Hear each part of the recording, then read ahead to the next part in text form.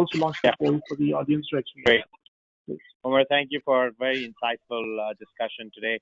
One of the questions I've received is that when listening, how do you know when to listen to somebody's advice and distinguish it from noise? Could you maybe speak to that? Yes. So my benchmark on that is what how much skin does this person have in my game? Okay.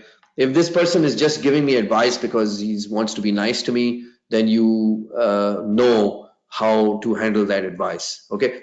Advice is interesting because people are trying to tell you things, right? So you hear it because you're a humble person. You want to listen. But how to process it and how to act on it, the more the person has skin in the game or a vested interest is how you determine how valuable that is to you and how whether you should act on it or not. If the person is clearly a competitor and is telling you that your battery is not going to work, you know where to take that advice.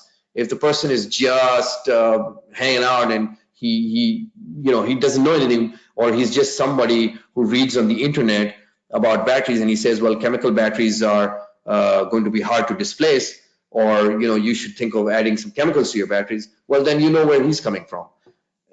So you must understand that person, who he or she is, and then over time you'll develop an insight into the type of people that you're engaging with, and you will then be able to understand what their interest is in telling you that, because the person who can give you the best advice is the person with the most skin in the game. So your investor will give you advice that is you need to has the highest value, for example, because he's got money invested in you. But some guy you meet in a coffee shop, that's the other extreme. So analyze that person and see what their motive is to give you that advice, and then use that advice accordingly. Thank you. So another question was, what were the cultural constraints you faced given you worked across several geo boundaries in your current initiatives?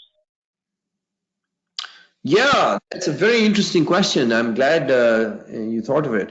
The cultural constraints are huge. I mean, huge. Like in the US, contracts mean a lot. In Spain and in Indonesia, a handshake is the contract, right? So you have to be very, very particular in understanding the cultural constraint. You have to spend time in understanding it, and they play a very important role because, like I said, it's human interaction. You have to convince people to do things for you and with you, right? So you have to understand their culture. People are not going to change their culture for you. If you want to be a successful business person and work in global markets, you have to adapt to every single culture. You have to have the ability to embrace every single culture. The US, particularly New York City, is an extremely liberal place. Jakarta is not. Australia is somewhere in the middle. People, when I was on the other side of the fence before I came to the US, I was a non-US corporation.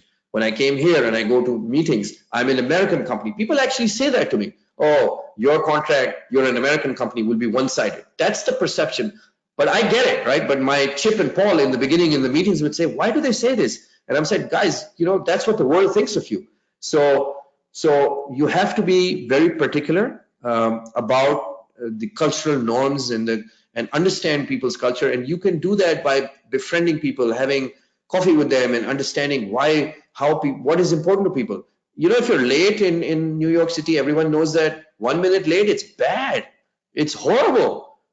Dubai, half an hour is acceptable, right? So you can't carry that half an hour thing to New York, and you can't carry the 1 minute thing to Dubai. So when Paul and Chip go to Dubai, they are now trained that, if a person shows up 20 minutes, they don't make a rude remark, right? My time is valuable. Don't you get it?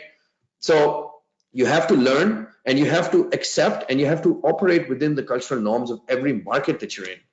It's very important, very, very important. That's one of the lessons I should add to this. But it's easy. Learning cultures are fun, So there's a fun element to it. Thank you, Omar. Zahir, over to you. Yeah, so Omar, let me share with you the poll results which we had asked about. So the question was that why would you want to be an entrepreneur? Though 0% replied saying that it's hyped around running your own show.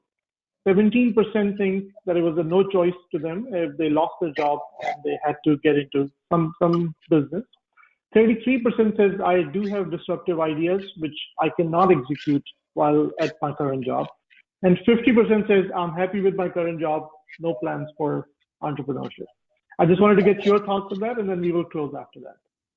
Yeah, hats off to the 50%. Stay where you are, man. It's very respectful to have a job. Do not do. If you're happy, don't change it. You know, if you're in a sunny, beautiful, overlooking the bay job, keep it, man. Keep it. um, and the 17% who have no choice, best thing that could have happened to you. Now you've got a real shot at it. Everything's, you know, online. Work hard, be patient, get through it. You will. The 33% who have a great idea and are finding it difficult to execute that idea. Well, my only advice is please look inwards. Look inwards. Don't look at your family situation and all that. That's all nonsense. You know, if you're able to manage yourself, look inwards and understand yourself. And you must take a call on yourself that you're able to go through this. Remember, it's very difficult. You have to do all these things and 50 more things to get through it.